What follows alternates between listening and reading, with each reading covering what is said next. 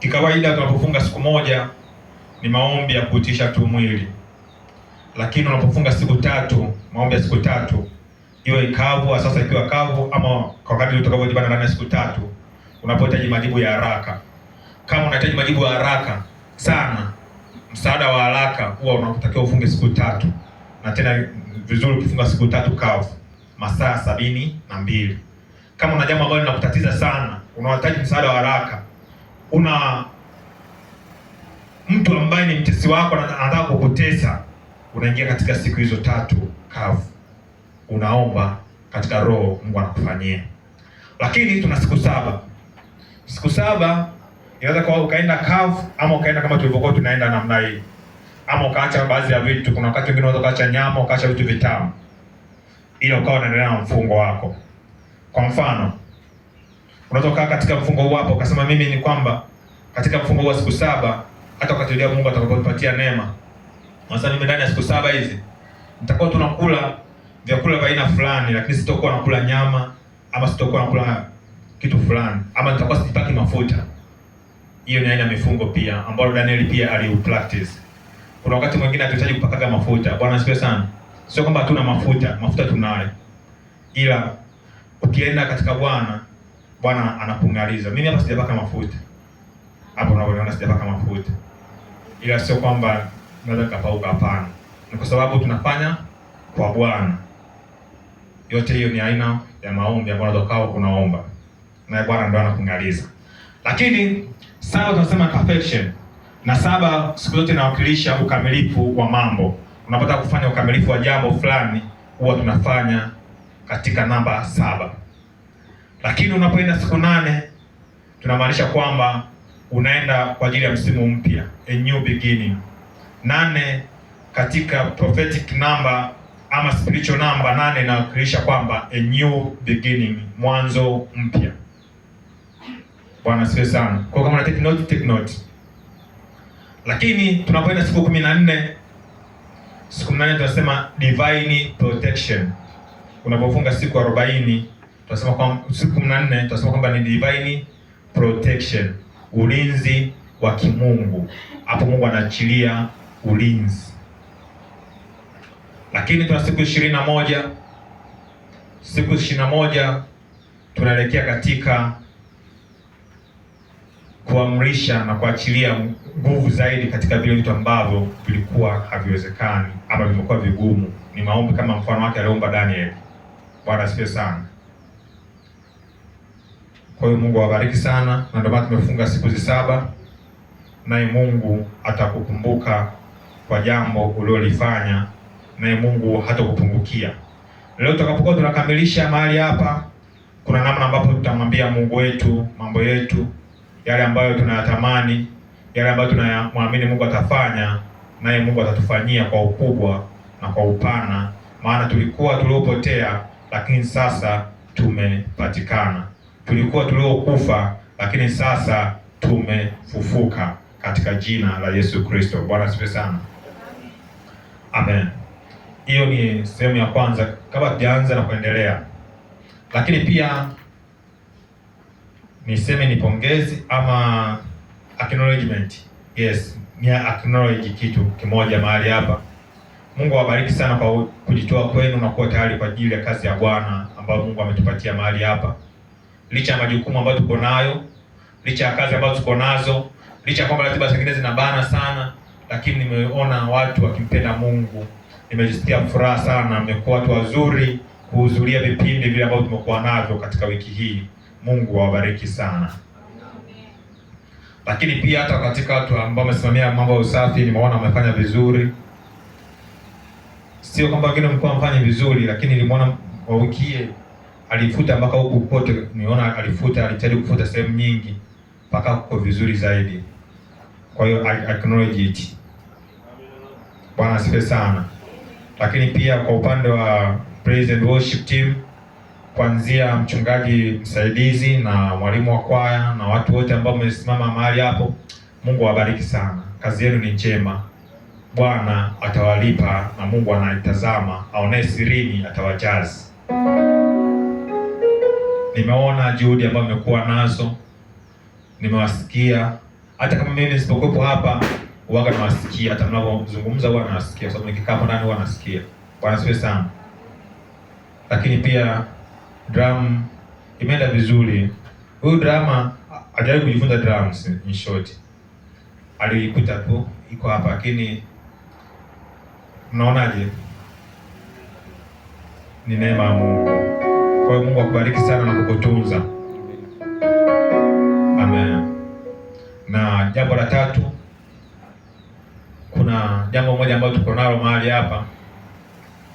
Watu wengine linawatatiza, wanajiuliza hii issue imekaaje, kwamba huwa tunatoa tu sadaka Jumapili ama hata siku ya kawaida naweza nikatoa sadaka? Jibu, siku yote unaweza kutoa sadaka yako. Unapokuja mahali hapa, kama una maombi yako na jambo lako ambalo unamwambia Mungu, basi unaweza kutoa sadaka. Huzuiliwi kusema kwamba mpaka hiyo Jumapili utoe sadaka yako. Siku yoyote, hata kama una zaka, una sadaka nyingine yoyote, siku yoyote kwenye ibada unaweza kutoa. Hata ukija mwenyewe, kama asasi kwa sadaka tofauti na zaka na shukrani, basi unatoa mahali hapo, unaendelea na kumshukuru Mungu bila kikwazo chochote. Kwa hiyo usiogope ukasema kwamba mpaka Jumapili au namna gani. La hasha, fanya kwa ajili ya Bwana, naye Bwana atakulipa. Bwana asifiwe sana. Lakini pia nashukuru Mungu kwa sababu ya mgawanyo wa majukumu ambao unaendelea mahali hapa, na kila mmoja Mungu anampatia vile anavyotaka kumpatia, sio vile wakati mwingine ulivyosomea ama ulivyokuwa na uzoefu nalo, ila Mungu alivyokuamini ndivyo anavyokupatia. Bwana asifiwe sana. Wakati mwingine Mungu aangalie uzoefu uliokuwa nao, anaangalia vile alivyowekeza ndani yako ili uvifanye, atakupatia hiyo kitu ukifanye. Bwana asifiwe sana. Tunaweza tukajiuliza, Yuda alikuwa ni nani katika timu ya wanafunzi 12?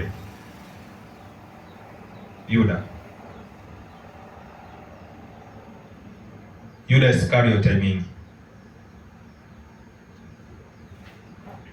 Alikuwa ni mtunza fedha, si ndio? Yes.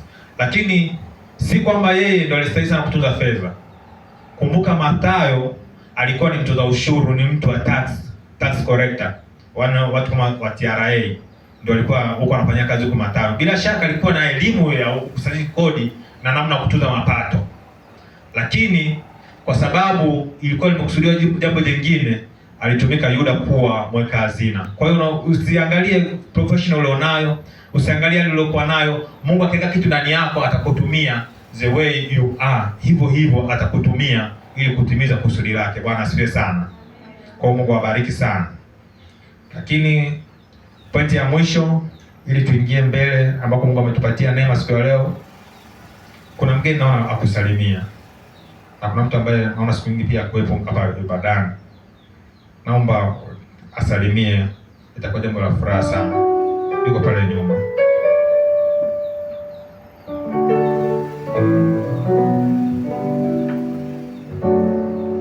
Naomba tusalimie.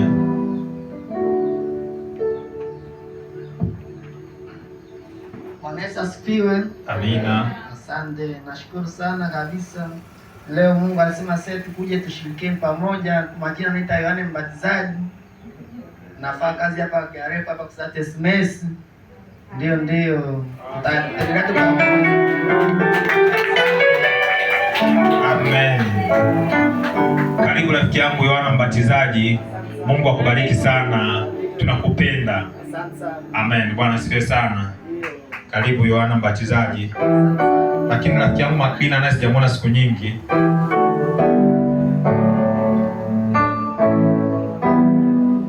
Bwana Yesu asifiwe. Amen. Kwa jina naitwa Maklina Francis Salila. Tuko pamoja. Amen.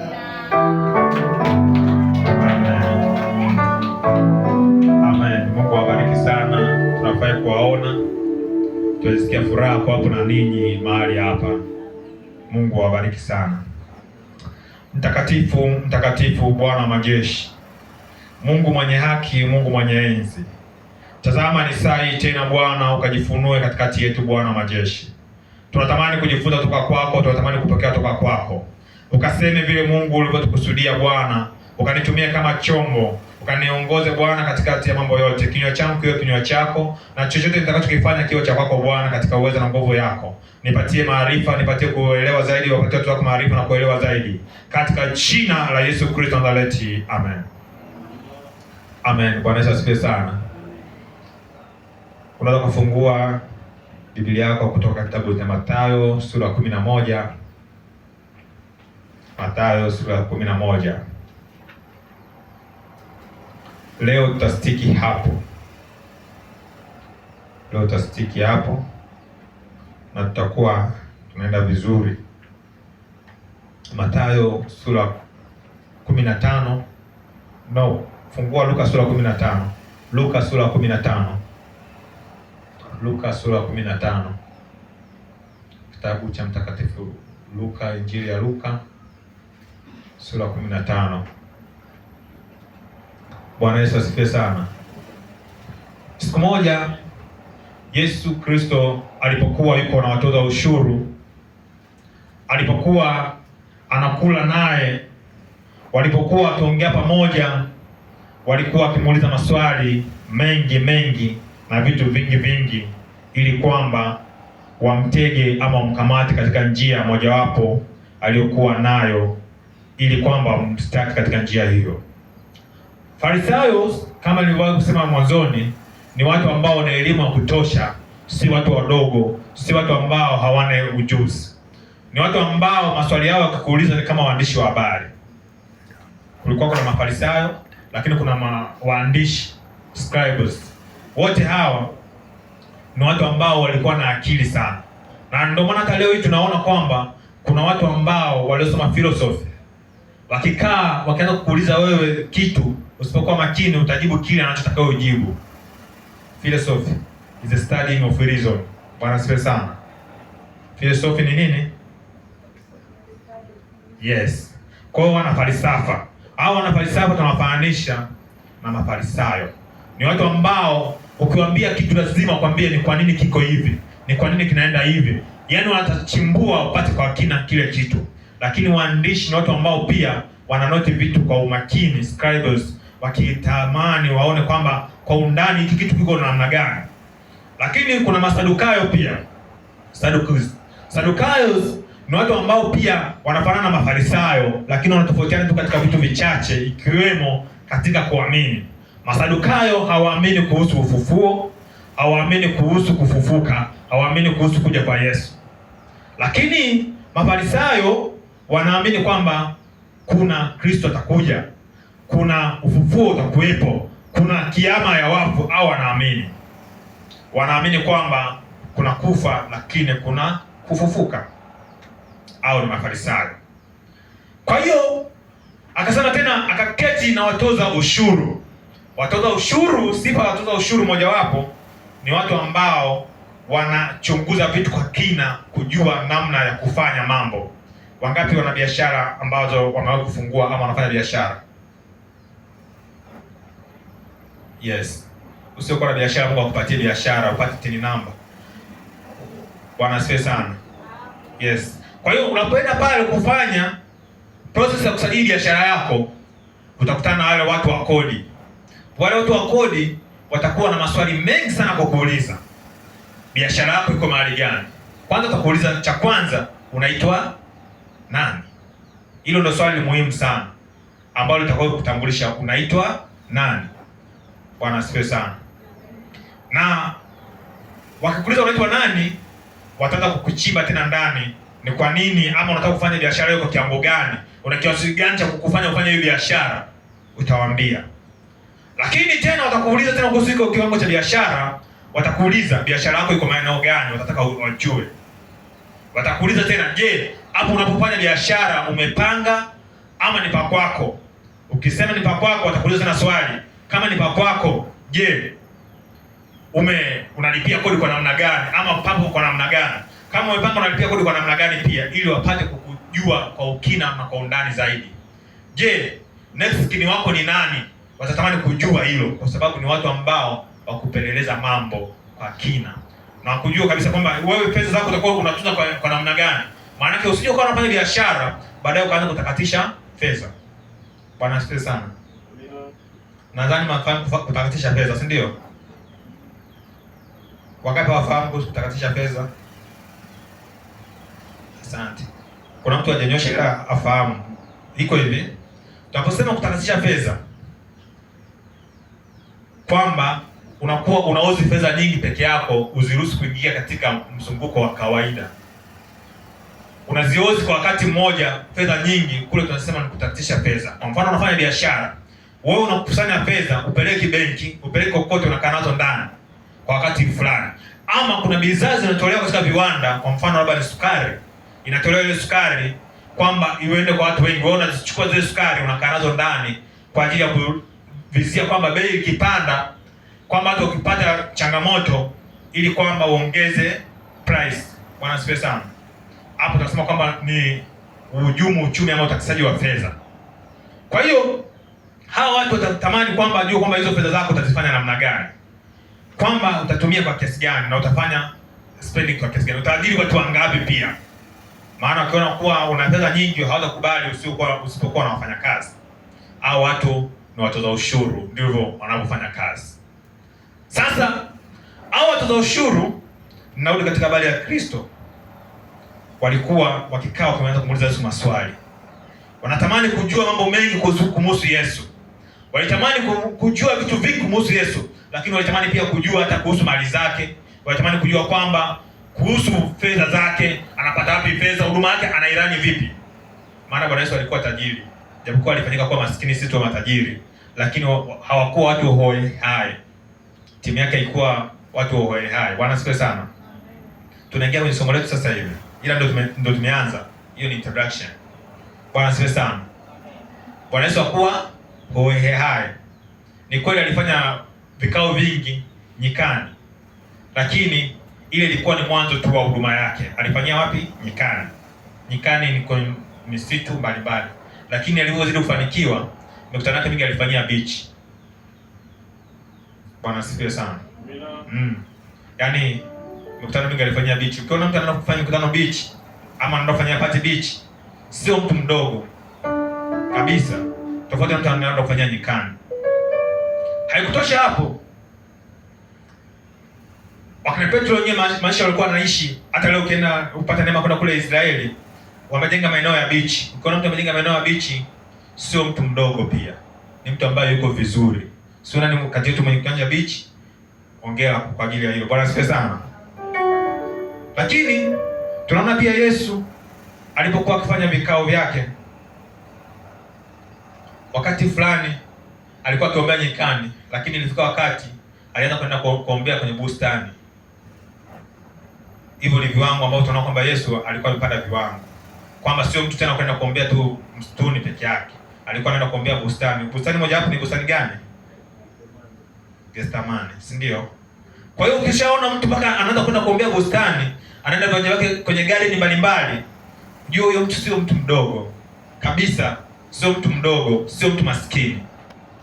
Ukiona watu wanaenda kufanya party zao kwenye garden, sio watu wadogo, ni watu ambao wako vizuri. Garden ambazo unazijua wewe.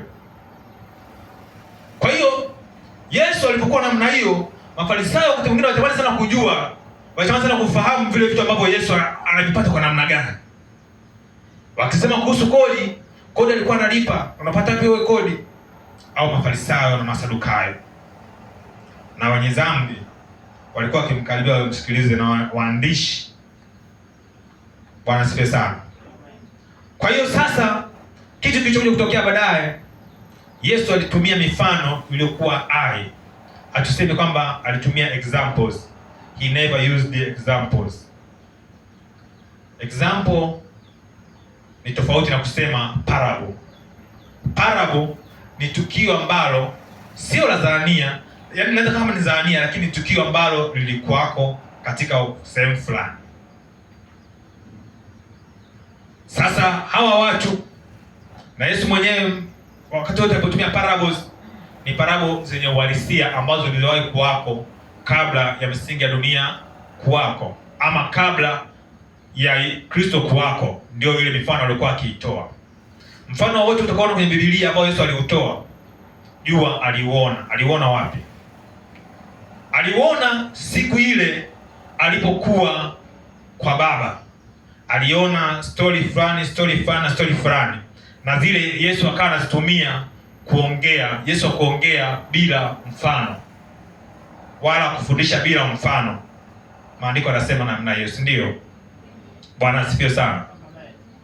Kwa hiyo pasipo mfano wote yeye akusema. Kwa hiyo kama uliona kwamba akisema kwamba mtu mmoja alikuwa tajiri, Lazaro tajiri, na mtu mwingine alikuwa maskini, akaelezea akasema kwamba yule mwingine akakaa katika kifua cha Ibrahimu, mwingine akawa ni hivi. Yaani ile tukio ambalo lilikuwa limetokea na yeye aliliona, likawa very interested katika ufalme wa Mungu, kuwafundisha watu ili kwamba watembee katika njia ya Bwana. Aliposema kwamba mtu mmoja akipoteza shilingi, akasema kwamba anapoteza shilingi yake, anaenda kuitafuta ile shilingi moja, akipata na kwa wenzake. Hiyo ni kwamba aliona ile tukio lilikwishawahi kutokea, akanatolea mfano. Bwana asifiwe sana. Lakini leo tuna mfano mmoja ambao aliutoa, na huo tutaenda kutembea nao kukamilisha siku yetu ya 7 ya maombi ambayo Mungu ametupatia katika siku hizi 7 tulizokuwa nazo, na tutamwona Mungu. Haleluya, haleluya. Mfano huu ni wa mwana mpotevu, a prodigal son. Prodigal son, mwana mpotevu. Ninajikumbusha wimbo huu tulivyokuwa wadogo, nilikuwa nasikia nyumbani wakiimba. Mwana mpotevu aliomba mali zake kwa baba, naye baba yake akampa. Mwana mpotevu aliomba mali zake kwa baba, naye baba yake akampa. Akaenda nchi za mbali, naye baba yake akampa. Bwana asifiwe sana. Huu ni wimbo ambao nimewahi kusikia nyumbani wakiimba, kwa sababu wazazi wangu ni watu ambao wanaimba vizuri. Nyumbani kwetu wanaimba vizuri, isipokuwa mimi tu, mpaka Roho atakapoamua kwamba niimbe kwa wakati huo. Bwana asifiwe sana. Kwa hiyo amen, asante sana pastor. Kwa hiyo ule wimbo nilipokuwa nikisikia ulikaa ndani ya moyo wangu. Kwa hiyo leo hii natamani tushare pamoja habari ya mwana mpotevu, a prodigal son. Mwingine anasema bwana unasema a lost son. Mwalimu wa Kiingereza ataniambia alikuwa anasema lost son, na tunasema prodigal son. Bwana Yesu asifiwe sana. Sasa huyu mwana mpotevu alikuwa yuko na kaka yake na ndugu yake, ambao baba yao alikuwa na fedha. Na huu mfano Yesu Kristo aliuona wakati wa nyuma, lakini alitumia mfano huu wa mwana mpotevu kwa ajili ya kanisa, kulijenga kanisa aliyo katika mfumo mzuri, wasiwe kama mwana mpotevu. Kama andika from dead to life. From dead to life. Utaweka mkato, lost to be found. Nitakutafsiria usijali. From dead to life, mkato, lost to be found.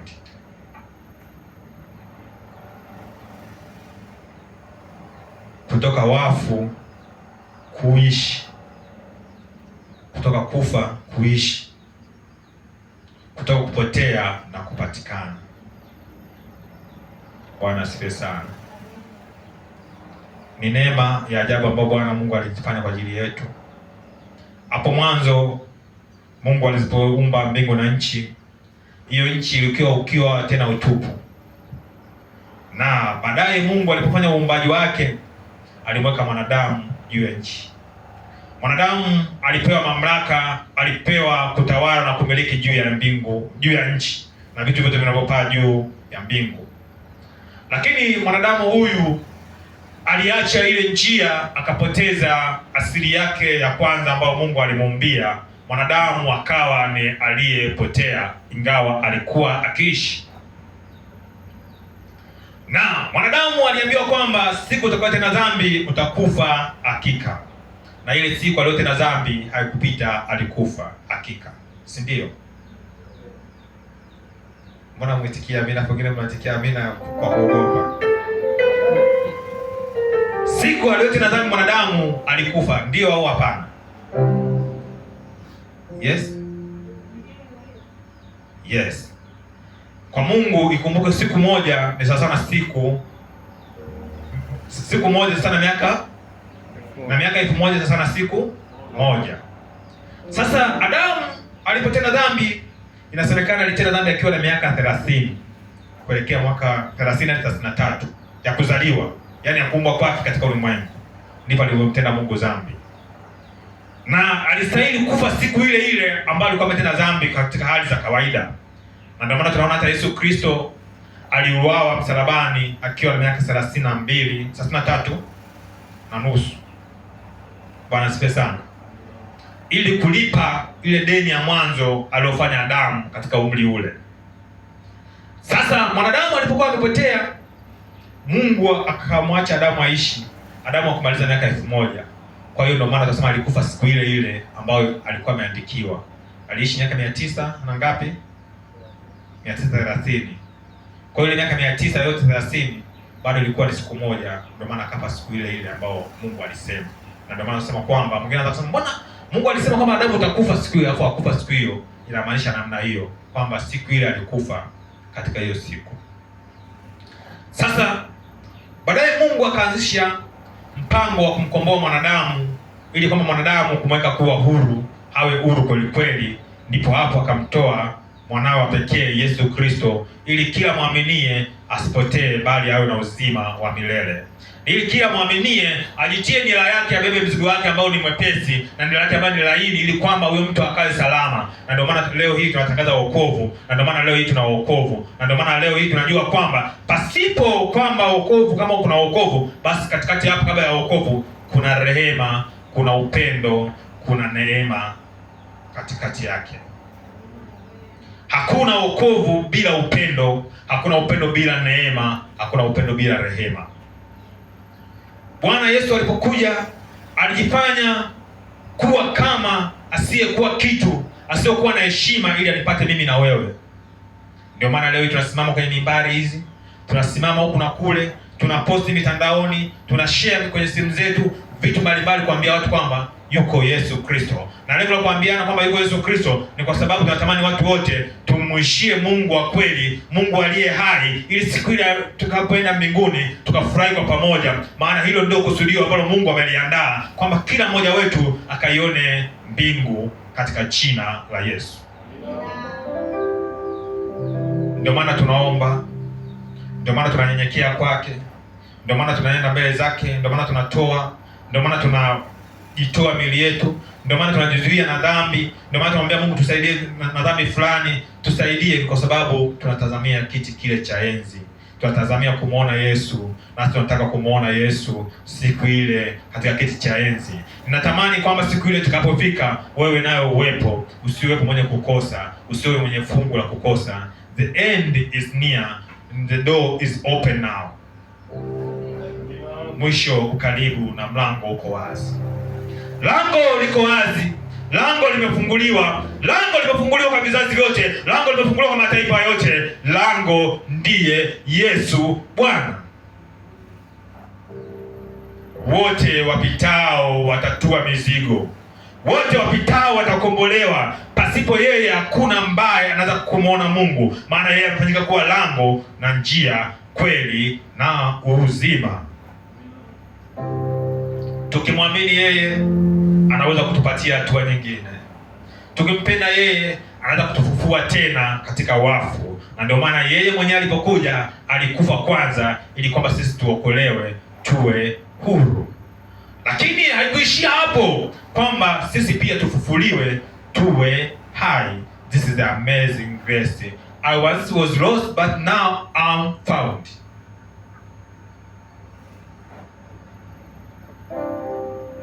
Ni kweli tunaishi katika jamii zetu ambazo tuko nazo. Ni kweli tuna kazi nzuri ambazo Mungu ametupatia. Ni kazi nzuri, ni kazi za baraka.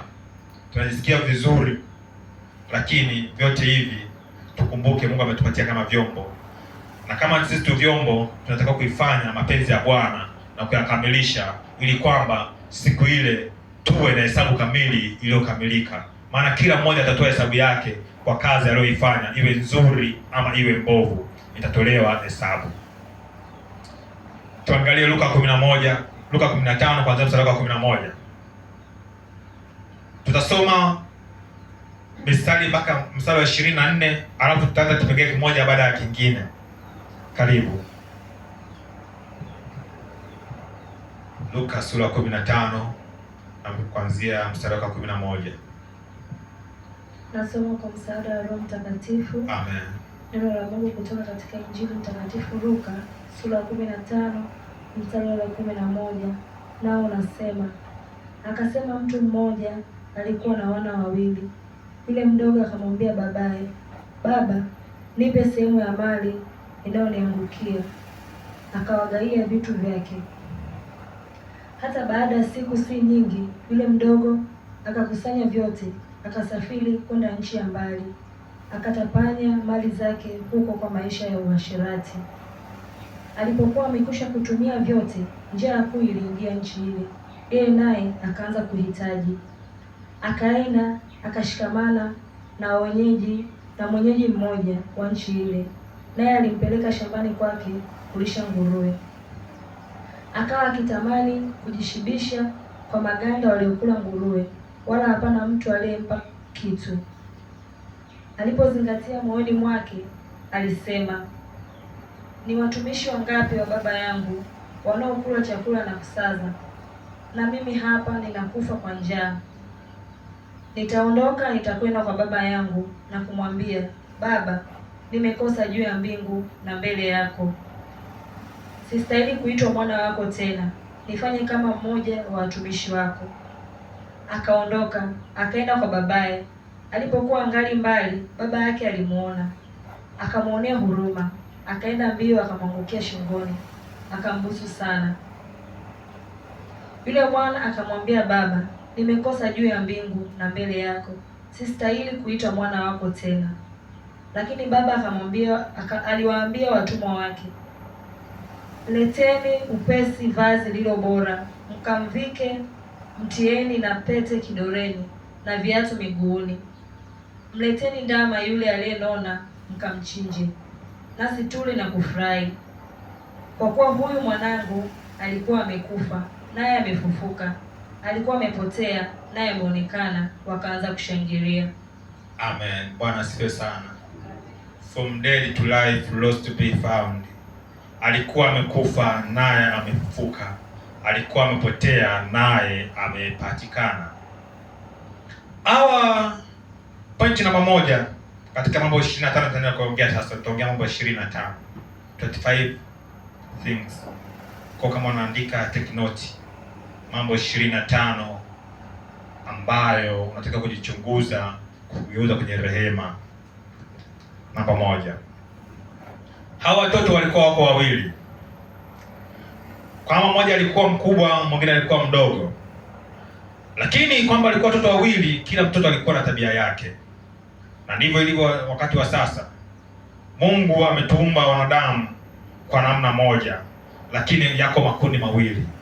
Kuna kundi moja ambalo ni kweli linampenda mtii Mungu, lakini halitaki kumfuata Mungu. Na kuna kundi jingine linamjua Mungu alafu linatoka nje ya Mungu. Hao watoto wawili ndio wanawakilisha namna hiyo, kwamba kuna wote wanamjua kama huyu ni baba yetu, kwamba Mungu ni baba yetu. Wanadamu wote wanajua hilo, hata akiwa kama wamekengeuka wanajua kama Mungu yupo. Hata akiwa ni mbaya anajua kama Mungu yupo. Lakini kuna huyu mmoja alikuwa na maamuzi tofauti na ndugu yake. Kwa hiyo ndugu alikuwa wawili, lakini kila ndugu alikuwa na tofauti. Huyu mtoto wa kwanza akasema, yule mdogo akamwambia babaye, Baba, nipe sehemu ya mali inayoniangukia. Kila mtu ana sehemu ya mali inayomwangukia katika ufalme huu. Kila mtu ana sehemu ya karama ambayo ameumbiwa kwayo kuwa nayo katika maisha haya. Hakuna mtu ambaye amekuja duniani bila kuwa na chochote kile ambacho kinamwangukia, na Mungu anatupatia sisi akijua kwamba kuna namna tutembea navyo. Viko vitu vingine ni vya thamani sana ambavyo Mungu ametupatia ndani yetu ili tupate kuvizalisha ama tupate kuvitunza, ili tupate kuvitumia kwa uzuri wake. Bwana asifiwe sana. Ikiwemo ametupatia uthamani wa maisha. Maisha ni thamani, maisha yana thamani sana, lakini kuna watu wengine wakipewa hayo maisha, je, nini kinatokea? Tutaona hapo mbele baadaye. Kwa hiyo kila mmoja ana sehemu yake na kila mmoja anasema kuomba apewe na baba yake. Nipe sehemu ya mali inayoniangukia. Je, wangapi walio kumwomba Mungu kwamba wapewe? Wangapi wamewahi kumwomba Mungu kwamba wapewe? Watu wa Mungu msifanye manyamaza kimya, mnaogopa kusema. Kuomba kupewa sehemu ya mali yako, kwamba nasema kwamba nipatie riziki zangu za kila siku. Yaani kwamba unaposema kwamba I need my daily bread, kwamba unaomba sehemu ya mali yako upewe, si ndio? Wangapi wamewahi kumwomba Mungu kwamba wapewe sehemu za mali yao? Amen. Na tunaendelea kuomba. Lakini kwa sababu Mungu wetu na baba yetu hana hiana, tunapomuomba utupatia. Lakini kuna wengine hawaombi lakini wanapata. Hao wanaonekana kwamba wamekaa tu, lakini wanapata kila siku licha kwamba hawaombi, na Mungu pia anawapatia kwa sababu yeye ni baba. Mungu anapokupatia sehemu ya mali yako, atakupatia utumishi. Utumishi huo ni sehemu ya mali ambayo Mungu amekupatia. Cheo ni sehemu ya riziki ile ambayo Mungu amekusudia uipate. Mshahara utakaopata, familia utakayoipata ni sehemu ya mali ambayo umemwambia Mungu, ninaomba unipatie hiki kitu. Hiyo ni sehemu ambayo umeomba kwa Mungu na Mungu naye akakupatia. Na ndio maana wakati mwingine tunapoona mambo hayaendi, afya zetu hazendi vizuri, tunamwambia hapana Mungu, mimi natamani kupata afya njema. Hapana Mungu, naomba watu hawa wapate afya njema. Kama tunaomba Bwana Mungu, tunasema hii ni sehemu yao. Baba, tupatie sehemu ili watu hao wapate sehemu hiyo. Huwa tunamwomba Mungu, tunamwomba baba yetu, na baba yetu hana hiana ya kutunyima, kwa sababu sisi tu wana wa pendo lake, tu watu na kondoo wa malisho wa chunga lake. Huyu kijana mdogo akasafiri, akasema kwamba akakusanya vyote. Hiyo ni namba 3. Nitakuwa na rani ili tupate nafasi nzuri ya kuomba. Ingawa kila pointi moja hilo ni somo. Yaani kila pointi moja hapo kuna masomo zaidi ya 30 kwenye pointi zote hizo. Lakini mimi nitasummarize hivyo. Akakusanya vyote. Je, wewe Mungu alipokupatia vile vitu ulivipokea ukavikusanya? Je, Mungu alipokupatia riziki, je, ulikusanya? Tunaposema kukusanya, unapokuwa unaenda kazini, Mungu amekupatia kazi. Unapoenda kwa kazini, unakuwa unawajibika na kazini, kule ni kukusanya, kuweka kitu katika himaya yako moja. Nasi tunajua kwamba Bwana ametupatia huduma. Unapotambua huduma ile ambayo Mungu ameweka ndani yako, ukaanza kuifuatilizia, ukaanza kufanya mazoezi kwa ajili ya huduma ile, ukaanza kutembea katika huduma ile, manake unaikusanya. Na kitendo cha kukusanya manake ni kukumbatia kile kitu ambacho umepewa, kukiweka katika miliki yako, kukiweka ndani ya mipaka yako, kisitoke nje ya mipaka yako. Bwana asifiwe sana. Jambo la 4, akasafiri kwenda nchi ya mbali. Wanadamu wengi walipopewa vitu vyao, walipopewa riziki nyingi, walipofanikishwa mambo mengi, walipokusanya vitu vyao, walipopata vitu vyao, wakasafiri kwenda nchi ya mbali, maanake ni nje ya miliki ambayo walikuwa nayo mwanzoni, wakaenda kutembea huko na huko na huko na huko, wanadamu ambao wanakozunguka, lakini baadaye urudi katika pointi ya asili. Bwana asifiwe sana. Kuzunguka huko na huko, lakini baadaye urudi katika pointi ya asili. Ni nani ambaye anakupiga paredi ya mazishi?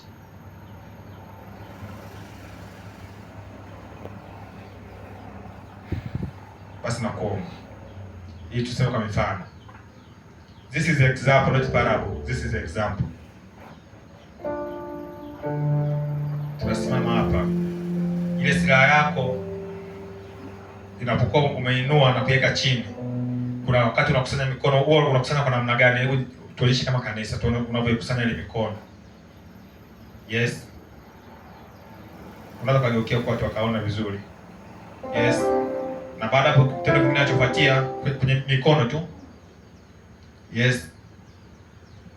Unaleta na mwingine tena. Unaleta. Amen. Mungu akubariki sana. Huu mfano ni kwamba tunasema mtu anapofanya namna hiyo kwamba tunasema kwamba ulizunguka huko na huko.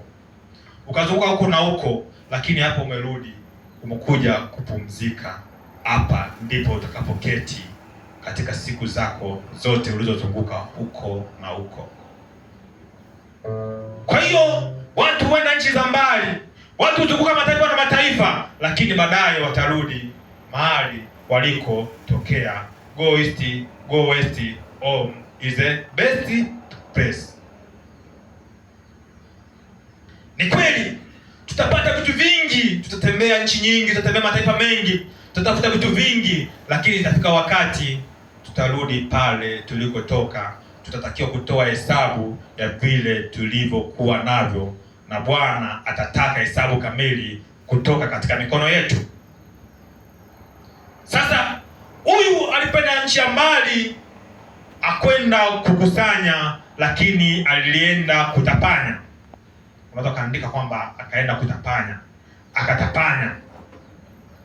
akatapanya kwa uasherati, akatapanya mali zake huko kwa maisha ya uasherati. Watu wengi wamepewa vitu vingi vya Mungu, lakini wanajisahau kwamba vile vitu ni vya Mungu, wanavitapanya na kutumia nje ya mipango ya Mungu ambayo Mungu amekusudia. Nasi kama kanisa pia tulikuwa namna hiyo. Bwana alipotufanyia wokovu mwanzo, tulitapanya mali, hatukuzingatia kile Mungu alichotupatia, tukapatisha anasa na tamaa za dunia hii. Lakini vile vitu hakuvitunza wala kujali. Kuna watu ambao tumepewa maisha, watu wote tumepewa maisha, lakini kuna watu wengine hawakujali maisha yao wala hawajali maisha yao. Hawajali kwamba iko siku wakati unakuja, wakati wa uhitaji unakuja.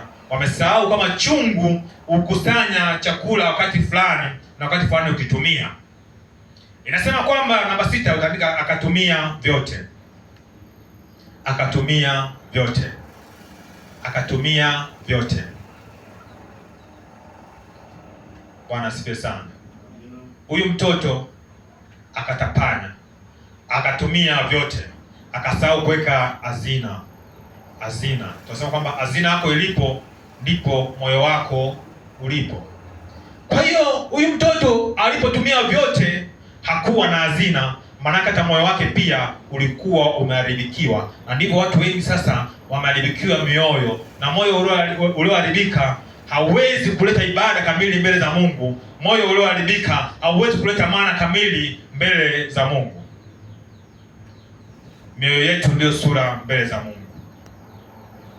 Moyo wako ndio sura mbele ya Mungu. Mungu akiangalia na kutazama moyo, anaangalia moyo. Amina, barikiwe. Mungu anaangalia moyo. Aangalii kwa namna ile wanadamu wanavyoangalia. Kwa maana hiyo basi, kama huyu mtu alitapanya, moyo wake ukaharibikiwa, kwamba moyo wake tayari ulikuwa umekwisha jeruhiwa na moyo wake ulikwisha toka, wala haukuweza kukaa vizuri tena, maana yake ametapanya vitu vyote kwa kutumia vibaya. Nini katokea? Anasema alipokuwa amekwisha tumia vyote, njaa iliingia nchi ile, yeye naye akaanza kuhitaji. Wanadamu wanapopata vitu vingi huwa wanatapanya, lakini baadaye wanajikuta wanaingia katika njaa. Unapotenda wanakuishi maisha ya dhambi, yanakuleta katika uhitaji. Maisha ya dhambi yanaleta uhitaji. Siku zote dhambi inaleta uhitaji. Hakuna dhambi ambayo haileti uhitaji.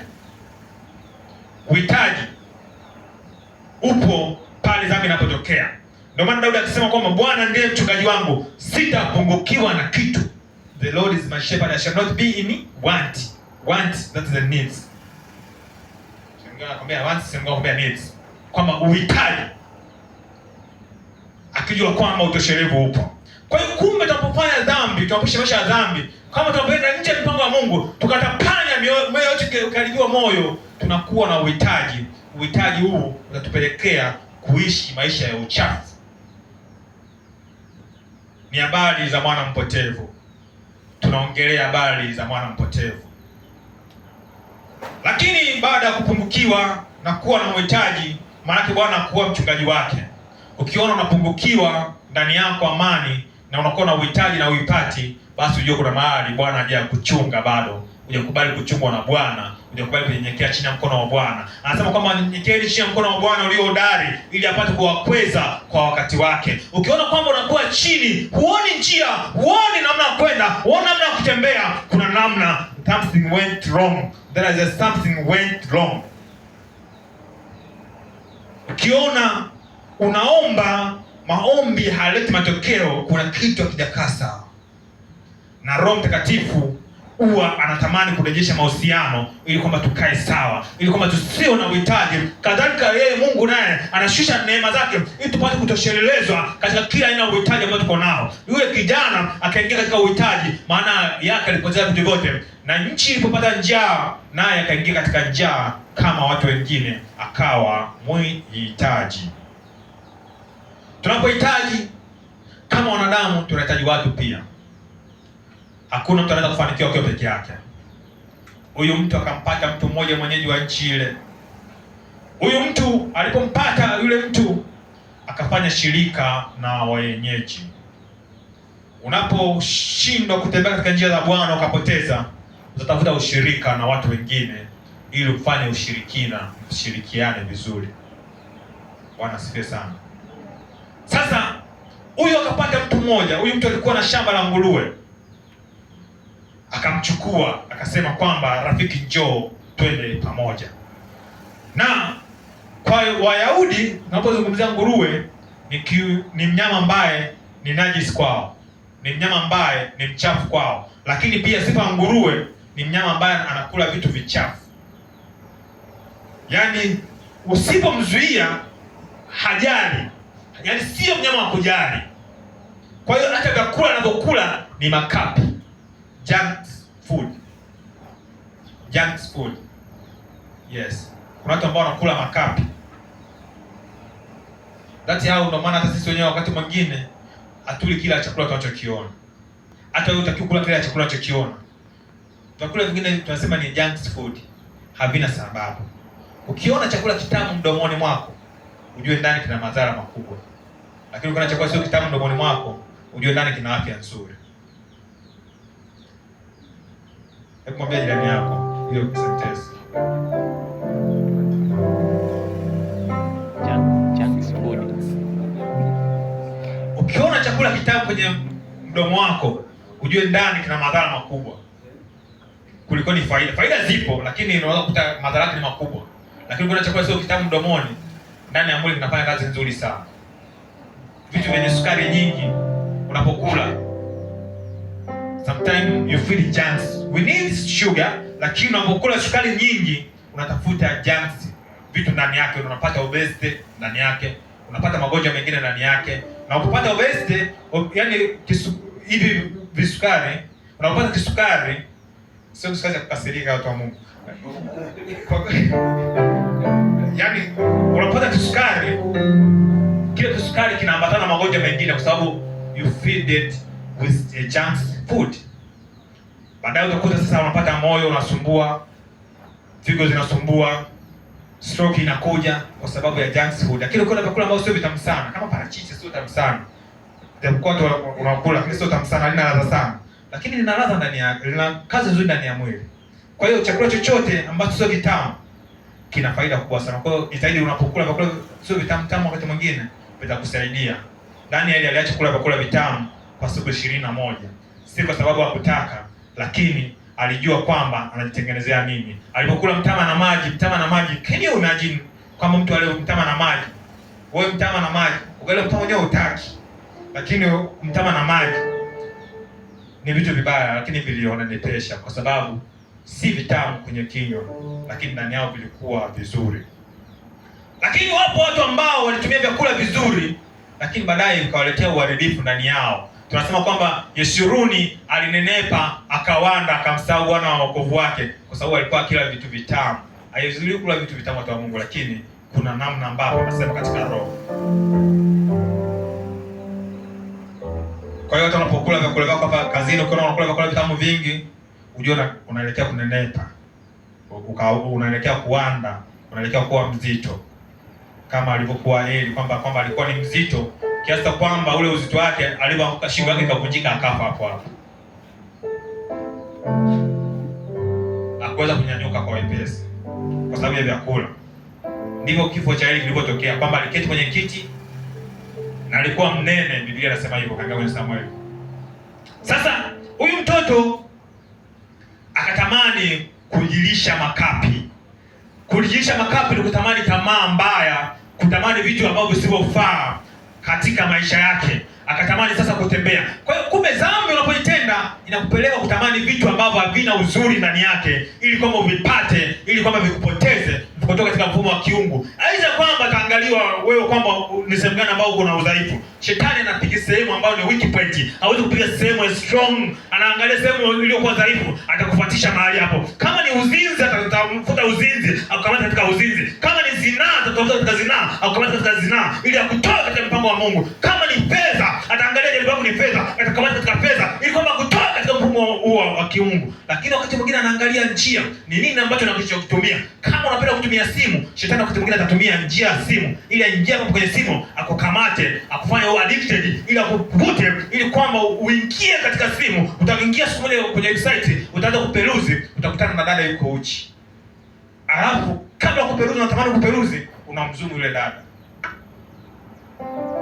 Kisha zoom, that spirit tayari inaingia, imepata portal. The portal is open. Utasema ni lini niliingia huko? Mbona nilijikuta niko huko? Ni lini nilianza kuangalia pornography? Mbona najikuta niko huko naangalia pornography? Nimekuwa mwathirika wa pornography. Pornography sio kwa wanaume tu, hata wadada. I express that issue.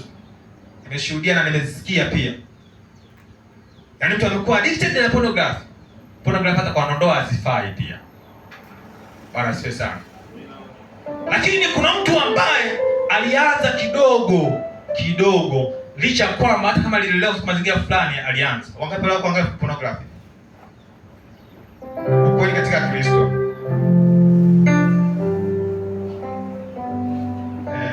Kweli Esau na kazi watu walikuwa wanakukatalia wakati unajua mwalimu wako. Wangapi leo kuangalia pornography? Mimi niliwahi kuangalia. Nakumbuka mara ya kwanza kuangalia pornography nilikuwa niko darasa la 6. I remember that day. Hiyo siku tulikuwa tunamtindo kuangalia mabanda ya video. Nikaona watoto wanafukuzwa na mimi nikafukuzwa. Nikasema kwa nini wanatufukuza? Nikajipenyeza kuingia nikajificha kuangalia mle ndani. Nakumbuka nilivyoangalia I was bado ni kijana mdogo, not matured, lakini nikatazama. Na malezi ambayo nyumbani nimepewa, na nyumbani pia hata wazazi kama washakuonaga TV kwa sababu hatakuwa na TV nyumbani mwanzoni. Hatakuwa na TV. Mimi mpaka nakuwa nyumbani tulikuwa hatuna TV. Kwa hiyo sasa tunakaa mle ndani, nikaangalia ile picha kajengeka kichwani mwangu. Kuliko smartphone hizo zipo. Nilifika form 1, siku ile ilikuwa mara ya kwanza. Nilifika form 1 nikakutana na rafiki mmoja. Alikuwa na simu. Hizi Motorola zile ambazo sio smartphone. Alikuwa na picha zile nyingi sana. Lakini nikaangalia. Baada ya kuangalia nikakuta maoni mwangu naanza kupata uharibifu fulani unanijia. Hapo nikiwa form 1 na namjua Mungu. Na kumbuka nimelelewa mazingira mazuri ya kumjua Mungu, wa kumfahamu Mungu.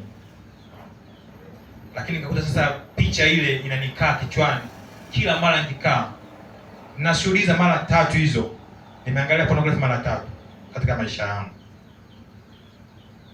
Hizo 3. Kwa hiyo ya kwanza nikawa 6 form 1. Na nyingine tena wiki hizo zote nikaangalia tena, lakini baadaye nikasema hapana. Hiki sio kitu changu nachotaka kukifanya. Ukweli unamweka mtu huru, watu wa Mungu. Alafu mimi nawauliza watu wa Mungu, mnaamua kunyamaza kimya. Eti mnasema kwamba mtaonekanaje? Wangapi leo kuangalia pornography? Kazi kweli watu wa Mungu. Sasa maki iko mbali, nataka nipeke moja maki hapa. Anaambia Nashukuru. Kwa hiyo huyu mtoto alitamani kula vyakula ambavyo havifai. Kwa hiyo chakula ambacho hakifai kinakuharibu, maana kinaharibu moyo, kinaharibu ufahamu, kinaharibu akili. Na ndio maana watu wengi kwenye ndoa zao wanaharibikiwa pia kwa sababu ya vitu ambavyo ni vichafu. Unaona nini? Unasikiliza nini? Unachati vipi? That matters. Na adui atakutafuta tu. Hata ukiwa mtu unakuja kanisani, sio kuja kanisani ndio adui akutafuti. Atakutafuta, atakusearch, akukamate ili kwamba utoke katika shauri la Bwana, uingie katika sehemu ambapo utashindwa kutoka. Maana tunasema kwamba watu hao na watu walioibiwa wamewekwa katika mashimo, wamewekwa katika magereza. Wako watu ambao wanaingia katika magereza hayo, baadaye wanashindwa kutoka. Aliyofungwa hawezi kujifungua, aliyopotea hawezi kujitafuta. Lazima apatikane mtu atakayetafuta. Mwambie rafiki yako aliyopotea ajitafute. Yes. Eti mtu akwambia, jitafute. Hapana, ukipotea huwezi. Lazima utafutwe. Ukifa huwezi kujifufua. No one anaweza kafa akajifufua. Unahitaji kufufuliwa. Kwa hiyo watu wengi dhamiri zao zimekufa. Watu wengi mioyo yao imekufa ndani. Watu wengi unaona wako hai, lakini katikati ya ulimwengu wa roho wanaonekana kama watu waliokufa. Wanaonekana kama ni wafu, lakini ni kama watu wanaotembea, lakini ndani yao tayari wamekusha kufa, ndani yao tayari wamekusha kuharibika, ndani yao tayari wamekusha potea. Kuna watu wengine wako kanisani, kweli wanaimba, kweli wanahubiri, unasema huyu yuko very far, lakini tayari ulikusha kukamatwa kwenye mtego, tayari ulikusha kuweka kwenye shimo, tayari ukashawekwa ndani yake. Lakini leo tunasema leo, njoo kwa jina la Yesu, njoo kwa jina la Yesu, njoo kwa jina la Yesu. Hebu simama katika jina la Yesu mahali ulipo. Rama shepeteri dabaya Feteri la Maria na masheketeri na masetaya. Mwambie Bwana Mungu tunarejesha. Mwambie Bwana Mungu tunarejesha. Just pray. Mwambie Bwana Mungu tunarejesha. We restore it. We restore it. Vile vilivyoibiwa na kupotea. Mwambie Bwana ninarejesha. Ninarejesha. Mwambie Bwana ninarejesha katika jina la Yesu Kristo. Tunarejesha kila hatima iliyoibiwa. Baba ninarejesha hatima za watoto wako hao zilizoibiwa. Mashimo ambayo yamefungwa ndani yao. Baba ninawatoa katika mashimo hayo katika jina la Yesu Kristo Nazareti. Nitasema maneno haya, wewe utaitikia, utasema njoo. Kipindi nasema maneno haya, wewe utasema njoo. Bwana asifiwe sana. Narejesha hatima zilizoibiwa. Hatima rejea. Kila kitu kilibika kirejee. Kila familia ilibika irejee. Ndoa zilibika zirejee. Katika jina la Yesu. Sema kwa nguvu, hakikisha unatumia punch kubwa kusema kama njoo. Kila hatima iliyofichwa tunarejesha. Njoo hatima iliyopotea. Njoo kwa jina la Yesu. Njoo kwa jina la Yesu. Njoo kwa jina la Yesu. Ule mtu wa kwanza katika jina la Yesu. Ile kiu ya maombi njoo ndani yetu. Ile roho ya neema njoo ndani yetu. Kutoka katika kila mashimo njoo katika jina la Yesu. Awasiti. Rama sheteri na maya. Itamori na basheteri na maya. We restore it. Tunarejesha. Tunarudi katika nafasi zetu. Tunarejea mahali pasiri pake yeye aliye juu. We restores. He restores. Anarejesha. Vilivyoibiwa anarejesha. Amani ya kweli anarejesha. Anasema njoo kwangu nikurejeshe.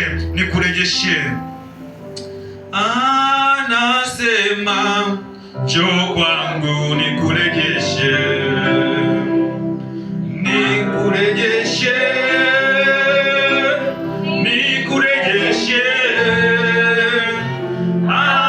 Anasema njoo kwangu nikurejeshe.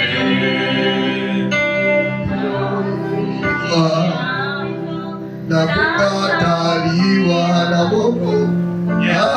Anasema njoo kwangu nikurejeshe.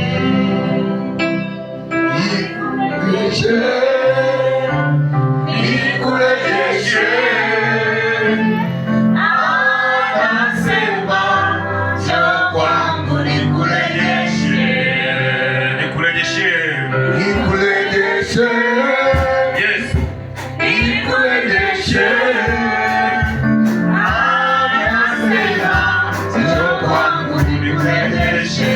Vilivyoibiwa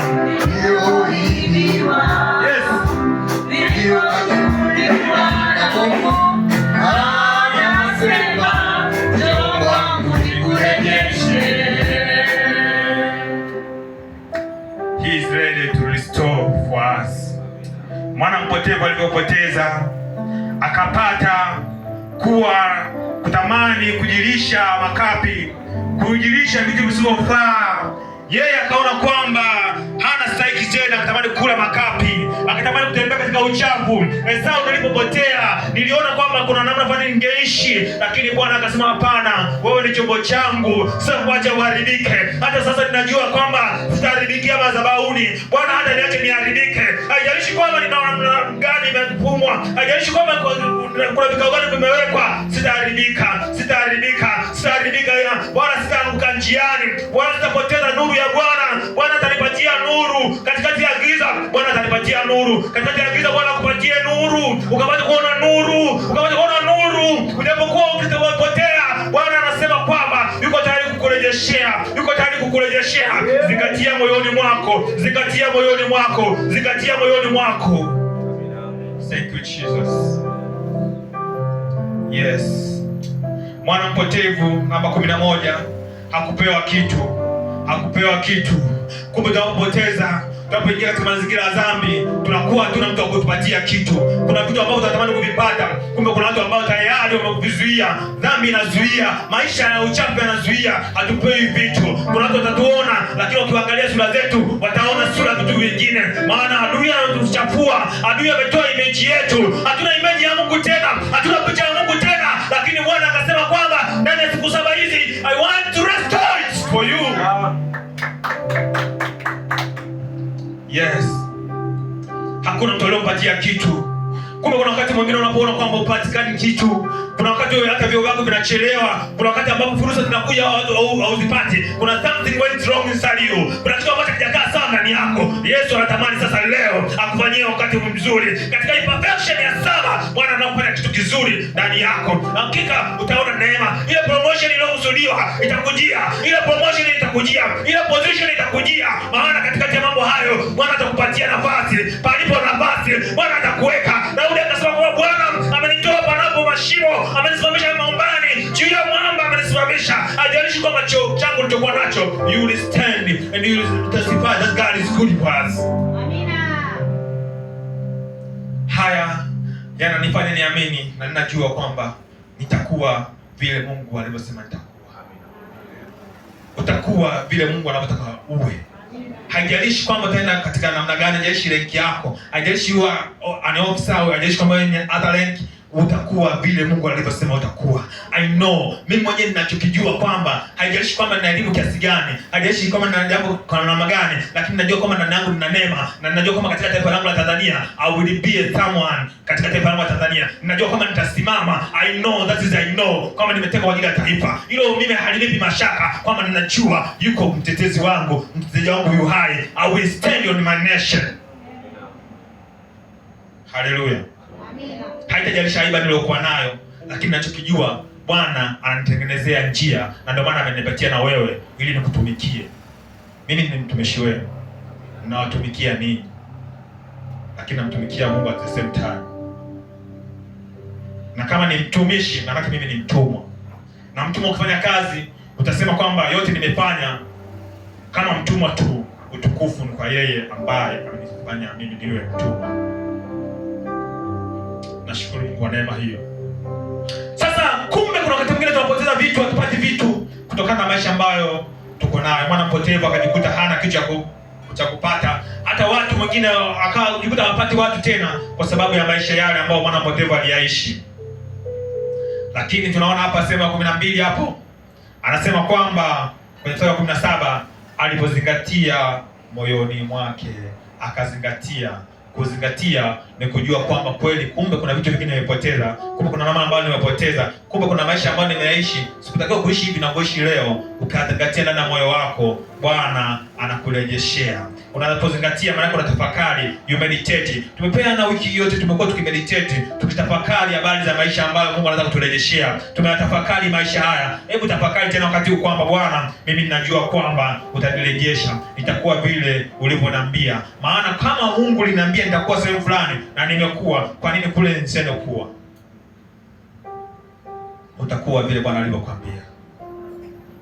Zingatia ndani ya moyo wako. Mwana mpotevu akazingatia, anasema kwamba alipozingatia moyoni mwake akasema, na watumishi wangapi wa baba yangu wanaokula chakula na kusaza, na mimi hapa ninakufa kwa njaa. Watu wengi wamepoteza ile intimacy ya Kristo, lakini tunaona watumishi wangapi wanaofanikiwa katika Bwana. Hapo sisi kwa nini tuhangaike? Kwa nini tusipate neema ile ambayo Bwana amekusudia? Hatutakufa na njaa, hatutaingia katika uhitaji. Hata kama watu wakitufanyia namna gani, tutamshika Bwana. Bwana atatuonekania na nuru ya Bwana itatuangaza. Nuru ya Bwana ikakuangaza katika jina la Yesu Kristo. Hautakuwa na njaa katika maisha yako katika jina la Yesu Kristo. Hautakuwa na njaa kwa watoto wako. Watoto wako watakuwa na njaa, Bwana atawasibisha. Na watoto wako akishiba, amani ya moyo wao itakuwa nyingi. Utazunguka katika meza yako, watoto wako wakiwa wamekuzunguka, na watoto wako wote watafurishwa na Bwana, na amani ya mioyo yao itakuwa nyingi. That is the word of the Lord. Hilo ni neno la Bwana kwamba amani ya watoto wako itakuwa nyingi. Utaitwa heri wewe, kwa maana Bwana amekubarikia na Bwana atakuonekania. Elimu ya watoto wako itakuwa kubwa, itakuwa nzuri. Haijalishi kama kuna namna gani ambazo ziko katika ukoo wenu, iko neema ambayo Bwana anataka kuifanya kwa ajili yetu sote katika jina la Yesu Kristo. Check the point of return. Anasema kwamba akazingatia moyoni mwake. Unazingatia nini katikati ya maombi haya tuliokuwa nayo? Akasema, nitaondoka nitakwenda kwa baba yangu kumwambia, Baba, nimekosa juu ya mbingu na mbele yako. I shall rise. Nitaondoka. Akazingatia moyoni mwako. Je, wewe umekubali kuzingatia ndani ya moyo wako kwamba katika mission nimekuja kweli kufanya ulinzi wa amani, lakini nimepatana na neema hii ambayo sikutegemea kuipata? Je, uko tayari kuzingatia ndani ya moyo wako kurudi kwa Baba? Tukasema sisi tuko tayari kama kanisa kwamba tunarudi kwa Baba yetu, kama tunamwambia sisi ni Baba. Hatustahili kuitwa wanao, lakini tunakuja mbele zako. Lakini nashukuru huyu Mungu asiyetazama kwa jicho la mwanadamu. Wanadamu wanatazama vile vya nje, lakini Mungu anaangalia vile vya ndani. Wanadamu wanaangalia vile nje tulivyo, lakini Mungu anaangalia vile vya ndani. Wanadamu wakati mwingine wanakuangalia vile ulivyo, ndio maana wanasema kama kitu fulani ukiwezi, lakini Mungu anaangalia vile kitu cha ndani, katika uvungu wa moyo ambacho Mungu amekuwekea ndani yake. I know the Lord. I know him. I trust him. I've got confidence in his holy might. That is what I know. Lakini akasema anaporudi katika asili yake, katika utu wake, utu mpya ambao Mungu alimpatia, akaamua kwenda kutubu. Je, uko tayari kutubu kwa ajili ya kusudi la Bwana? Tukasema tuko tayari, ndio maana tukaona maombi haya ya utakaso ndani ya wiki hii. Lakini akasema kwamba anajua kwamba ni heri awe mtumwa akiwa salama kuliko kuwa na mali nyingi akiwa hayuko salama. Akakubali kuwa mtumwa ndani ya nyumba ya baba yake kutumika. Je, umekuwa tayari kutumika mbele ya nyumba ya Bwana? Je, umekuwa tayari kutumika ndani ya nyumba ya Bwana? Bwana anataka utayari wako. Anatamani kuona ile zingatio lako la moyo ili aweze kukuvusha. Na jioni ya leo na mchana huu wa leo, Bwana anaenda kutuvusha. Bwana anaenda kutupatia hatua nyingine, maana tumekuwa tayari, tuko tayari katika jina la Yesu Kristo wa Nazareth. Anasema akaondoka akaenda kwa babaye alipokuwa angali mbali. Kuondoka ni kujikana. Anasema kwamba mtu yote anataka kunitumikia na ajikane. Kujikana, utajikana kwa muda unaotoa. Utajikana kwa mwili wako. Kuna wakati utakuwa umechoka, unatamani kulala lakini hautalala. Kuna wakati utaamka usiku, utakuwa mtu kuja kufanya maombi. Kuna wakati utaamka saa 1 alfajiri. Na kuanzia wiki hii naweza kesho, kila siku alfajiri utakuwa na morning glory hapa. Mtu atakuja kama ni individual running, njoo uombe uende kazini. Nikujizabiu. Na mimi siwezi kuambia kitu ambacho sijaanza kukifanya mimi mwenyewe. Bwana asifiwe sana. Ni hatari sana. Mchungaji ama kiongozi ukakuta kwamba mshirika wako anaomba kuliko ni wewe, ama anatafuta mtu kuliko ni wewe, ni hatari. Kwa hiyo unapoambia watu ambao wako chini yako kama waje saa 11, maana wewe utafanya kwa mapema. Unapoambia wenzako wafunge siku 2, maana wewe utafunga zaidi ya siku 2. Kwa sababu wewe ni leader. Kiongozi wao anafanya zaidi. Kwa hiyo ukijikana na kubeba msalaba wako, yeye yuko tayari. Anasema kwamba alimwona akamwonea huruma, hatua ambayo Bwana ametuonea huruma, katuona kutoka mbali, maana tumezingatia Bwana ametuhurumia. Akasema kwamba ametuhurumia, akatuhurumia. Huruma ni rehema za Mungu, ametulehemu na anafahamu kwamba tumetambua makosa yetu. Bwana yuko tayari, amejawa msamaha, rehema na upendo. Ametuhurumia, amekuhurumia, amekuhurumia. He releases mercy upon your life. Kama angetazama, nani angesimama? Kama angetazama maovu yetu, hakuna. Yamkini alitamani kuona kwamba babake amemkataa, lakini babake akamkaribisha. Hapa 19 alikaribishwa. Mungu anasema kwamba njooni kwangu ninyi nyote msumbukao wenye kulemewa na mizigo, nami nitawapumzisha. Moyo ulioumia, moyo ulioharibika ni mzigo mzito ndani ya mtu, lakini Bwana anasema njoo nitakupumzisha. There is a rest. Anasema kwamba tujitie nira yake ni laini na mzigo wake ni mwepesi, na kwake kuna pumziko. Hatuna Mungu mwingine anaweza kutupumzisha. Utapumzika katikati ya maisha yote ambayo unayaona, na Mungu atakuonekania. Tukisema kupumzika, utafanya kazi zako kwa kupumzika pia. Mimi ninaposema kupumzika, Bwana anataka kupatia kupumzika kuanzia rohoni hadi mwilini. Ni kweli unaweza kufanya kazi ya jeshi, ni kweli unaweza kufanya kitengo chochote, lakini Bwana atakupatia kupumzika humo kwenye kazi. Utajikuta unapumzika licha ya mambo mengi ambayo yapo, kwa sababu Bwana amekusudia kutupumzisha katika jina la Yesu Kristo. Libashabatali na maya itokopeli na baya toli sana. Utapumzika. Mtu anayemjua Mungu afanye kazi kwa taabu. Watu wa Mungu, ukiona kazi yako unafanya kwa taabu hii ya jeshi, ujue kuna mahali hujakaa vizuri. Yes, Mungu anatupatia pumziko. Kitengo chochote utakachokaa, ukiona kwamba kinakupa shida upate pumziko lile la ndani, basi ujue something went wrong. You should pray.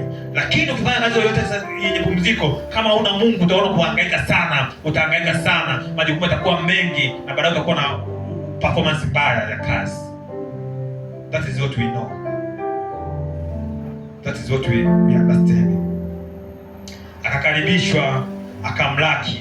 Anasema kwamba akamlaki, akamkumbatia, akaona furaha kubwa. Na ndivyo hivyo anasema kwamba mwenye dhambi mmoja anapotubu, Bwana anamkumbatia, anamgeukia na furaha mbinguni, na mbinguni malaika wanafurahi, na sisi tunajua kwamba tunafurahi, iko karamu ya mwana kondoo. Jambo la 20, akasema kwamba yule mtu akanyenyekea na kukubali. Na baada ya kukubali, sisi tumekubali, Bwana anatupatia vazi jipya. Vazi jipya, a new garment. Andika hapo kwa herufi kubwa, I have a new garment. I have a new garment. Na vazi jipya. Tumalizie hizo pointi 3. Na muda wetu bado uko vizuri, kwa tuna muda kutosha. Ibada inaisha saa 6:30, lakini naamini muda wetu uko vizuri bado. Vazi jipya. Anasema yule mwana akamwambia babake, nimekosa juu ya mbingu na mbele yako, sistahili kuitwa mwana wako tena. Lakini baba aliwaambia watumwa wake, leteni upesi vazi lililo bora mkamvike, mtieni na pete kidoleni na viatu miguuni. Bwana anakufunika utupu wako. Ni kweli ulipungukiwa, ni kweli ulitembea chini ya viwango, lakini Bwana anakufunika leo hii. Bwana anaficha aibu yako. Bwana anaficha aibu yako. Mimi ni mara nyingi ambapo nilikuwa nikikosea ama nikitembea, vitu vingine mimi naweza kuvifanya, kwa mwingine vinaweza kuwa sio dhambi, lakini kwangu mimi ni dhambi. Bwana asifiwe sana. Alafu Mungu ananionyesha jinsi nilivyokuwa mtupu, ananionyesha jinsi nilivyokuwa niko uchi, lakini uaga ananipa na mavazi. Leo Bwana ametupatia vazi. Vazi ni kufunika aibu yako, vazi ni kukupatia utambulisho, vazi ni kwa ajili ya kukulinda, vazi ni kwa ajili ya kukupa heshima. Vazi lako ndio linakuheshimisha katika jina la Yesu. Bwana ametupatia vazi kupitia maombi haya. Vazi hilo anasema kwamba, akamwambia kwamba leteni vazi lililo bora. Sio vazi tu, lakini hilo vazi ni bora, manake limeoshwa. Anasema kwamba vazi lako, mavazi yako yafaa kwenda mbinguni? Yameoshwa kwa damu ya kondoo? Yameoshwa kwa damu ya kondoo? Vazi lolote safi ambalo litatufaa kwenda mbinguni, vazi lolote ambalo litatambulisha katika ulimwengu wa roho, lazima lioshwe na damu ya kondoo. Umeoshwa kwa damu ya kondoo? Kuoshwa kwa damu ya mwana kondoo. Ziwe safi, ziwe nyeupe, zifai kwenda mbinguni hizo vazi alilokupatia Bwana. Lakini tunaona kwamba vazi linatambulisha. Yusufu alipoingia ikulu, alipoingia kule walitafutia vazi zuri. Walitafutia vazi nzuri. Maana hata babake mmoja alishamfanyia unabii kwamba alikuwa anampatia mavazi mazuri Yusufu mwanae, akimtengenezea wakati ujao kwamba ninakufanyia mavazi haya katika ulimwengu wa mwili, lakini katika ulimwengu wa roho unaenda kuvishwa vazi jipya. Na alipoenda ikulu alivishwa vazi jipya na akapewa na pete. Pete ni ishara ya mamlaka. Pete ni ishara ya umiliki. Ndio maana tunavaa pete pia. Na ndio maana hata wengine watafuta pesa pia wanavaa pete pia,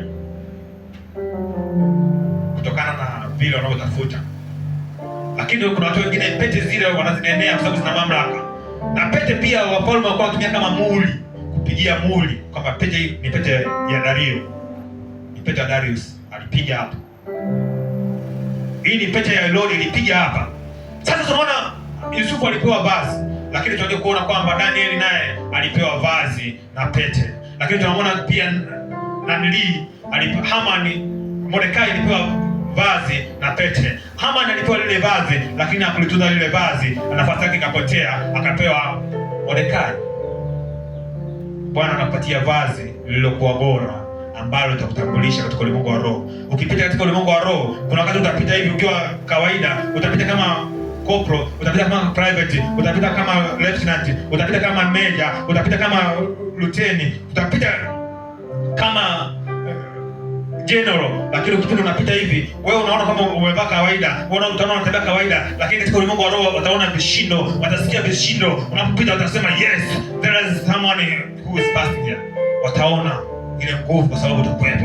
Kuna wakati ambapo utafika, utaingia mahali, utaona kuna utukufu, kuna uwepo, kuna utukufu, kuna uwepo ambao Mungu atautembeza. Maana Bwana atakuwa amepaka mafuta, maana vazi lake hilo anahakikisha kwamba kabla ya kukuvisha atakuwa kama ameshakuosha. Na tunajua kwamba Bwana ametuosha, na anapotuosha namna hii, kuna namna ambayo tunatembea, tunajua kwamba we have a power. Kila mtu Mungu amempatia nguvu, lakini unapokaa kwa Mungu anakupatia nguvu. Kuna wakati fulani utakutana na watu utataka kuongea nao, sio kwamba kwa sababu gani, lakini kutokana na ile vazi katika ulimwengu wa roho watakuheshimu, watakusikiliza, maana Bwana amekupatia. Hawataheshimu nyota zako, ila wataheshimu ile kitu cha ndani ambacho kimekuempower kupata ile nyota, na itakuwa ni tukufu. Utakuwa kweli captain katikati ya makapteni wenzako, lakini ukikuona utasema hapana, kuna kitu cha ziada. Utakuwa captain, ni kweli captain, lakini ukikaa katika majenerali ukiongea nao watasema hapana, kuna kitu fulani. Utakuwa ni private, utakuwa ni corporal, lakini watu wakikuona watasema hapana, kuna kitu kiko ndani yao. Bwana asifiwe sana. Kwa sababu neema ipo. Haijalishi chochote utakachokuwa nacho. I know that is things I know. Si kwa kujisifu, lakini nitasema mimi kilichonipatia nafasi sio uzuri nilionao, sio maarifa niliyokuwa nayo, si nguvu nilizokuwa nayo, ila ile neema ambayo Mungu ameweka ndani yao. Kama kwa udogo ni mdogo kupita wote. Yaani kama kijeshi ni Ernest ni wadepo yangu, lakini kanipita namba 2. Na hapa wengine wote najua mko mbele. I know, lakini I know that kwamba ni neema ya Mungu na ile vazi ambayo Mungu anatupatia tutumike nao. Bwana asifiwe sana. Kwa hiyo katika hapo Bwana anatupatia vazi, na Bwana atatupatia na kutuweka pale ambako amekusudia tuwepo. Katikati ya mambo yote Bwana anatukumbuka, Bwana atakukumbuka. Hivyo nikwambie kwamba ili vazi uliopewa na Bwana litakuwakilisha. Haijalishi kwamba utakuwa katika ofisi gani, utaenda ikulu kwa cheo iko ulichokuwa nacho, mlezi wetu kwa cheo iko na kingine, utaenda pale utaenda kuwakilisha. Watu watakuona pale ikulu umekaa siku moja, watasema kwamba I know that man. Watasema namjua yule, tulishakuwa sehemu fulani, tulishakuwa wote tunaabudu wote. Watamwona atasema huyu Lecho Mwasota tunamjua, tunamfahamu. Watasema tumemwona Fabian, tumemwona so tumemwona Dina, tumemwona fulani yuko sehemu fulani, kwa sababu Bwana amekupatia nafasi na ile vazi litakutambulisha. We have confidence in him. We have got confidence in the mighty name of Jesus Christ. We are not afraid for anything. hatuogopi, hatuzimii moyo, hatuogopi. Utakuwa na cheo chako iko ulichokuwa nacho au kingine Mungu atachokupatia, lakini utakuwa tofauti na wengine waliokosa ile vazi la kiungu ndani yao, na utapewa pete yenye mamlaka. Pete ndio maana tunasema kwamba zinawakilisha mamlaka. Zile nyota unapoona zinakaa ndani ya mtu, ama mtu anapewa tembe fulani, inaonyesha kwamba ana mamlaka ndani yake. Yaani sio vazi tu, ni vazi kweli kama mimi ni private kweli na vazi, lakini kuna wakati katika ulimwengu wa kijeshi na undugu wa kijeshi, kuongezewa mamlaka itabidi naongezewa kitu cha ziada ili nipatie mamlaka katika ile mfumo wa kijeshi. Kwa hiyo huyu alipewa vazi, lakini hakupewa tu vazi, akapewa pia na pete. Alipewa combat, lakini kupewa pia combat, akapewa pia na cheo. Lakini anasema kwamba baadaye akapewa na viatu. Haitoshi tu kupewa vazi. Unataka uko na vazi, lakini usipokuwa na kiatu huwezi kuingia mbugani ukachanja mbuga. You will fail. Lakini ukiwa na buti utachanja mbuga, utatembea vizuri. Yaani unasema kama mimi naenda mlima la Shine. Unajua sasa ulikuwa unaenda la Shine kwa sababu ulikuwa na buti nzuri, ndio maana unakuwa unapanda mpaka ule la Shine. Ila ungekuwa hauna buti nzuri, ungekuwa pekua, kuna mawe yale pale ingekuumiza. I know. Bwana asifiwe. Kwa hiyo akapewa viatu. Na viatu, Bwana anakupatia viatu tayari. Utakuwa tayari kufanya kazi ya Bwana katika nafasi zile zinazofaa na zisizofaa. Muda unaofaa na muda usiofaa, Bwana atakupatia nafasi. Atakupatia nafasi hata katika mazingira yasiyofaa, pia atakupatia nafasi. Haimaanishi kwamba tuna nafasi kubwa sana, lakini Mungu amekusudia tumtumikie Mungu katika nafasi hii. Tuna majukumu mengi huko nje ya ofisi, ya kiofisi, tunao mengi.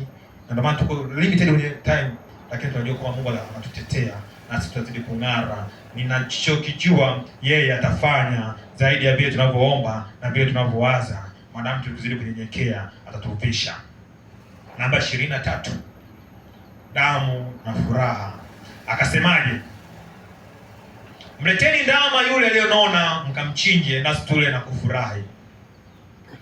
Mleteni ndama aliyonona. Maana yake hapo kuna damu ambayo inamwagika ili kwamba mtu apate kufurahi na kufurahi. Yesu akamtolewa kwamba ni mwana pekee aliyokuwa katika ufalme ule, akatolewa damu yake, akatuletea furaha, na sisi tunafurahi. Leo hii tunapoenda kubreak fast hii, tutakula ukali chakula kizuri kwa furahi. Kama hujawahi kununua chakula na fedha unayo, nenda kanunue chakula sehemu ambayo ni salama. Nunua chakula kizuri, ukale. Nasi kwamba ukale na kunywa. Nehemia 10 mstari wa 8. Nehemia 10 mstari wa 8.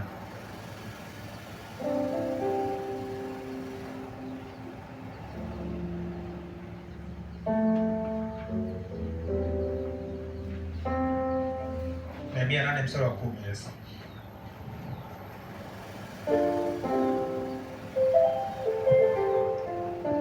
Nasoma kwa msaada wa Roho Mtakatifu. Amen.